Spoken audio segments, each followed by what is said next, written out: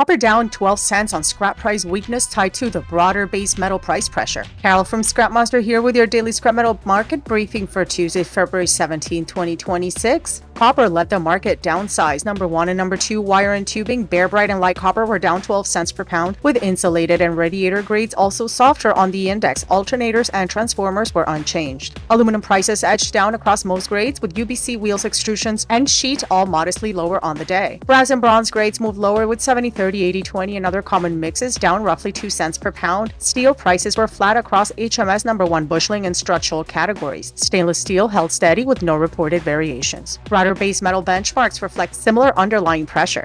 Copper futures have slipped recently as global exchange inventories climbed to multi-decade highs, prompting trader caution amid thin trading conditions and seasonal holiday effects. According to market reporting, copper stockpiles tracked by major exchanges reached levels not seen in over 20 years, and aluminum also weakened as traders awaited clear tariff signals. At the same time, major producers like BHP reported strong earnings driven by copper demand, underscoring the long-term strategic role of the metal in energy transition and industrial consumption, even as short-term price momentum pockets soften. Today's scrap price softness largely mirrors a broader pause in industrial metal price momentum, with growing warehouse inventories and cautious trading ahead to tariff clarity contributing to downward bias in base metals. Behavior is consistent with routine price adjustments after extended rallies. When benchmark metal prices soften due to inventory rebuilding rather than structural demand collapse, consider tightening bid spreads on copper and aluminum grades and watching delivery inflows closely over the next trading session.